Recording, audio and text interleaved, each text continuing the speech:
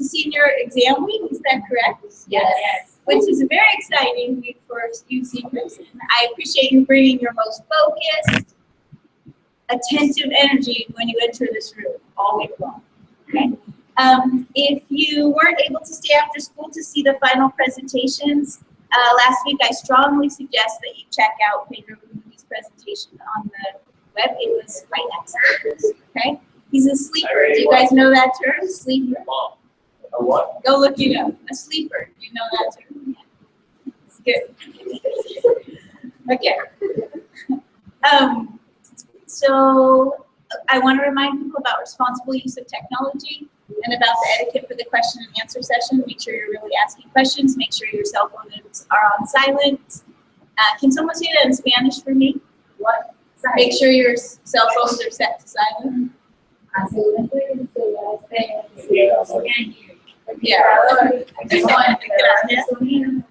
Okay, and make sure you focus your attention on the presenters in the room.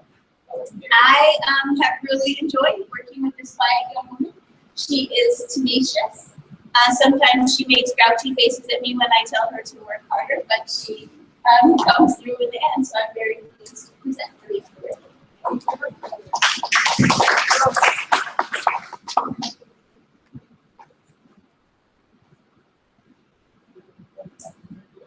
I have 422 friends, yet I'm lonely. I speak to all of them every day, yet none of them really know me. The problem I have is the space between looking into their eyes or at a name on the screen. I took a step back and opened my eyes. I looked around and realised this media we call social is anything but when we open our computers and it's our doors we shut. All this technology we have, it's just an illusion. When you see companionship, sense of inclusion, yet when you step away from this device of delusion, you awaken to see a world of confusion. A world where we're slaves to the technology we mastered, where information gets sold by some rich, greedy bastard. A world of self-interest, self-image, self-promotion, where we all share our best bits and leave out the emotion. We're at our most happy with an experience we share. But is it the same if no one is there? Be there for your friends, and they'll be there too, but no one will be if a group message will do. We edit and exaggerate, crave adulation. We pretend not to notice the social isolation. We've got our words into order, since our lives are glistening. We don't even know if anyone is listening. Being alone is the problem, and we just emphasise we read a book, paint a picture, or do some exercise for being productive and present, no reserves or recluse. You're being aware and attentive and putting your time to good use. So when you're in public and you start to feel alone, your hands behind your head, step away from the phone. You don't need to stare at the menu or read your contact list. Just talk to one another. Learn to coexist. I can't stand to hear the silence of a busy commuter train where no one wants to talk through the fear of looking insane. We're becoming unsocial. It no longer satisfies to engage with one another and look into someone's eyes. We're surrounded by children who, since they were born, have watched us living like robots and think it's the norm.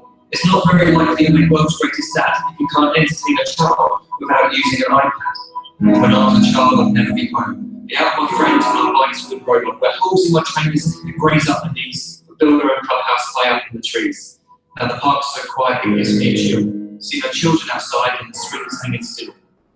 There's no skipping, no hopscotch, no church and no steeple. We're a generation of idiots, smartphones and dumb people.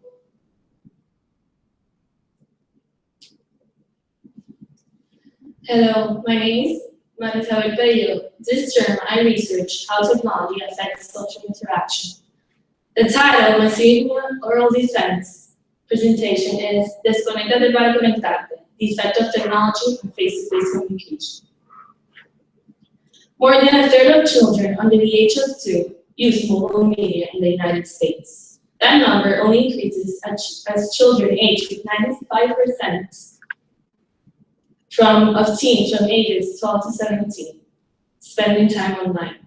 The usage of social media is increasing, and it's affecting the way we interact. As people increasingly immerse in technology every day, the amount of time spent interacting diminishes, which affects face-to-face communication and interpersonal conversations. It is beyond doubt that apps and the new wave of phones in which they reside are already influencing the way that users communicate with each other, navigate their environments, and do business. Nowadays, there are apps that facilitate our daily lives, either for entertainment or communication. However, we have become so dependent on technology that it also has negative effects on our social life. The problem is that we spend so much time maintaining superficial connections online that we aren't dedicating enough time or efforts to cultivate deeper real-life relationships. The use of social media is replacing face-to-face communication.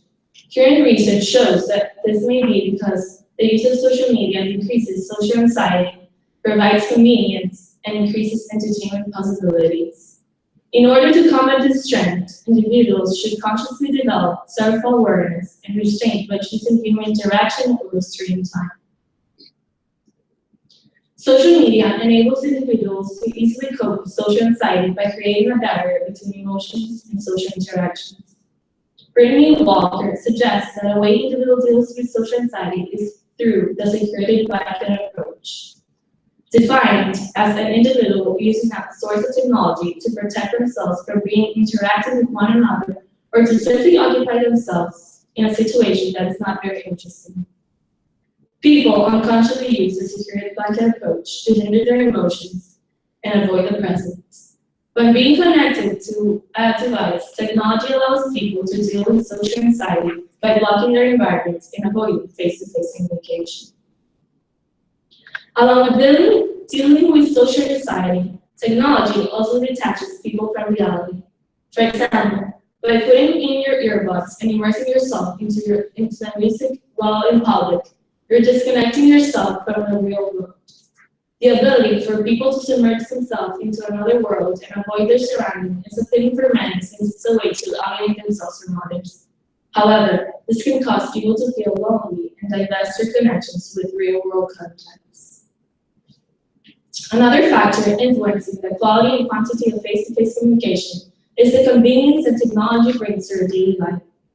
The ability to use apps in almost any context raises the possibility that these devices could lead to profound changes in the way we navigate the world, communicate, and absorb our information. Smartphones are becoming so advanced that with a single gadget, we're able to use our phones to communicate through WhatsApp, find the shortest route with Waze, or use Google Drive to do work at any time. Having the world at our fingertips influences our social behavior because we're becoming much more dependent on the use of apps as a means of facilitating our day-to-day activities. Not only is technology facilitating our everyday lives, but also technology today offers opportunities for entertainment that were not available in the past. The creation of various portable technology devices has slowly ingrained the idea of instant gratification. With gadgets like PS3 or Nintendo DS, which allows users to play games anywhere, or cell phones that let us keep in touch virtually anywhere and at any time. We grow up learning that whenever we want pleasure or enjoyment, it will automatically be granted to us. The design of these devices and its complex functionality has reached a level of sophistication that enables users to have access to various distractions at any time. Today's generation grew up with the opportunity of using these devices, and although it has its perks, its disadvantages has become an addiction that pulls us apart from the physical world, which negatively affects our health and our relationship with others. I can say that my generation was the last one to grow up in an environment where technology was not primordial in growing up. In order to alleviate and control people's addiction and dependence to social media and technology, we should help individuals moderate their usage. As Pamela de la Loche recommended, we should monitor the use of technology through the usage restrictions. For instance, for parents, some mobile phone plans offer family-friendly options that let parents restrict calls or texts during parent-established times. It is important to implement such methods in order to pull addicted children back into reality, allowing them to value family moments and appreciate the present. Furthermore, another solution is public restraints. There should be a rule that in restaurants or social places, people should only be allowed to use their cell phones in case of an emergency or for necessary calls. Although this might be viewed as an extreme measure, this solution is beneficial as it will leave people with no option but to interact with one another. For instance, some restaurants have promoted not to use phones during dinner time, and as a reward, the customer will get a percentage of the meal. For example, each Wednesday night at Sneaky Chicken in Iowa, servers ask guests if they like to put their phones away in a special box during the meal. If they do, they get a 10% discount on their dinner. This idea has been effective as it has encouraged customers not to use their mobile phones, given that there will be a reward at the end. Our brains are developed in a certain way that make us seek for a feeling of satisfaction through the concept of rewards. Getting a reward increasing dopamine levels in your brain, which motivates you to do the thing which got you the reward. Using words incentivize people to change their behavior in search of the desired satisfaction. By using this simple strategy, it creates a fun way to distract customers from using their phone, and it's an initiative sake to promote face-to-face communication. In conclusion, technology has become an important tool in our daily lives, but it's also affecting a major aspect of our social lives, which is face-to-face communication. It has created a culture of distraction in which individuals isolate themselves from their environments and immerse themselves into their devices. Since social media help us deal with social anxiety, many people feel the need to use it. It brings us gratification and satisfaction, and it simplifies our daily activities. However, social media and technology have allowed people to become addicted and dependent on technology, affecting our social interaction with others and even our health. Even in order to decrease the negative effect of technology on face-to-face communication, people should minimize the usage of these devices and learn to really enjoy the present by disconnecting with the internet and connecting with the world and other individuals. Thank you.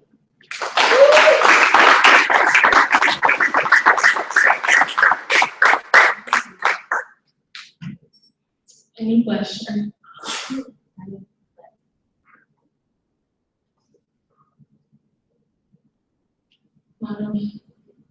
In your presentation, you mentioned that using our cell phone devices affects our health. Can you speak a little bit more about this? Yes, in my research, I learned that it causes sleep deprivation, and it also affects our how we concentrate with and. Yeah.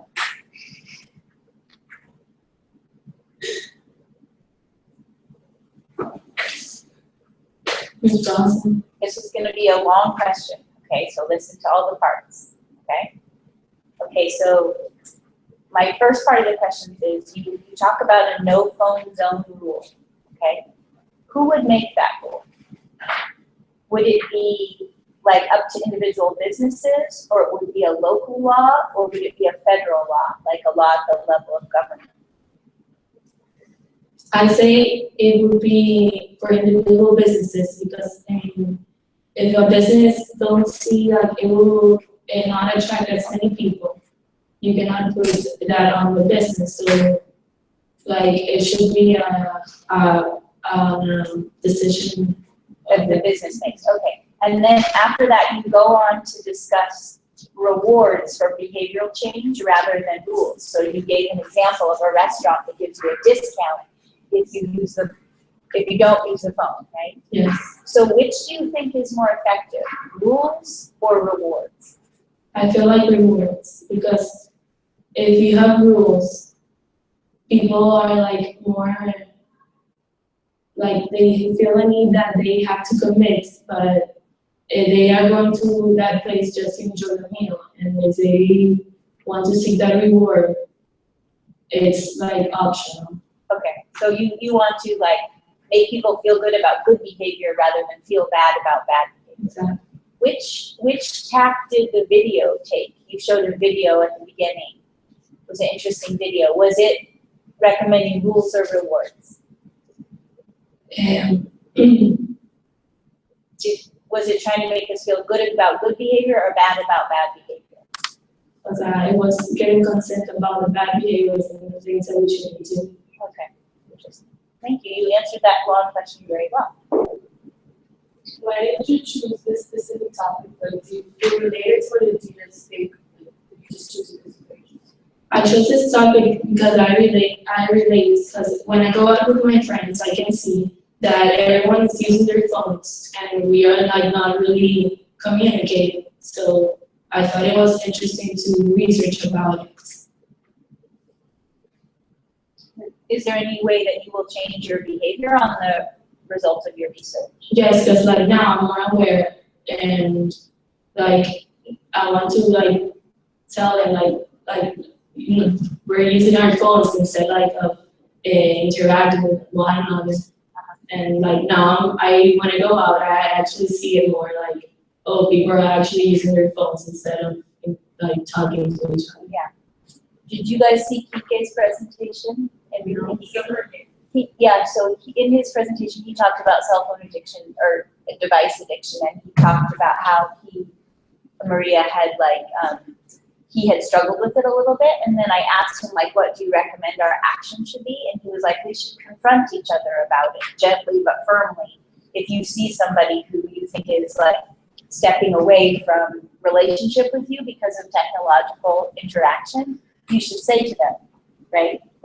You should say, no, I understand, but I'm saying that. So I tried that with my junior class when they came in, because there's a girl who constantly I have to remind her to be on her cell phone. So I was like, now Kike Fernandez says that I should confront you about this, but I'm concerned that you might have a technology addiction.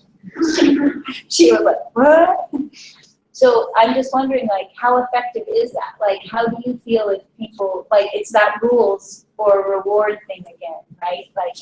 How do we talk to each other about it in a way that's effective to get back to human? I think just saying it straightforward, yes, it's gonna be weird at first because you're used to using your phone when you don't want to deal even unconsciously you do it. So just saying putting your phone away and really being in the present really makes a difference. How's it different for you to confront Camilla about her cell phone addiction versus me to confront you about your cell phone addiction? How's it different? You can call on anyone in the audience to speak. You're the boss of the presentation. I think when you're talking to someone, for example, we've been friends for so long, we have a really strong relationship and we're kind of equals in a relationship with you, you're an authority to us because you're a teacher. So I think when a teacher says it to you, you'll feel if they're imposing on you, rather than if a friend is telling it to you, you're going to suggestions. And if you talk to them in a clear but in a way that you're I care about you and I'm worried about you, then I think that would be more effective than just telling them oh, you're a dick. Mm-hmm. So you wouldn't recommend using the language that Kike was recommending we use. You would talk about it in a caring way instead of keep calling on people. Was there any more questions? No, there were comments. There was a comment here and one. Who said as equal? Jose. You didn't say as equals? Yes, I did. Can you explain more about that? I mean, when you have a situation where you want to help someone, and you start by introducing yourself with an authoritative tone, you there decrease the chance of something that make a real effect on what you're saying. Yeah. Because there are a lot of people that like to defy authority. Really? Yes. And by just trying to enforce instead of just guide or help, you're So this is exactly what I'm asking kind of as a teacher, what are my moves? Because I really want to encourage students to pay attention, to be present with me and with each other in the room. And so one way that I do that is by not using my own cell phone. Do you guys remember when we were on the senior trip and you weren't allowed to have cell phones? One of the first things that I got about was that the adults who were then using theirs. And I was really frustrated because there were people who were like using their cell phones and then telling the kids, you're in trouble now for using your cell phone. And I was like, no, that's not fair. Like if we're gonna, it's the same in the classroom. You know, I think 3 times this year my phone has rung in the room. Each time it was Caleb trying to get a hold of me, and I don't answer it because even though I want to talk to him, I'm supposed to be present there with you guys, right? So I find that it's frustrating then if I have to remind students not to use it in the room, because it creates this power dynamic of like authority versus, like they can't hear the message of caring behind that. And so I'm wondering, like, what's my move as a teacher so that students can hear that and not feel ruled on? Any thoughts about that to improve my practice? Following.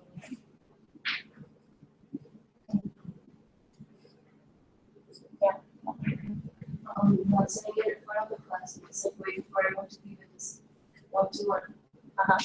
That way you don't see so much as like, oh, you're the authority of the class, so you're telling her or him everybody, but it's more like personal, so you know more like you're caring. That's a good suggestion. I appreciate that suggestion. The tool, for example, is very it's that she comes with a real friend with like every student she meets. So like, when you're using yourself, she says like, please stop because I am trying to get work done. You want to help. Like that motivation to help her and then see the phone and like.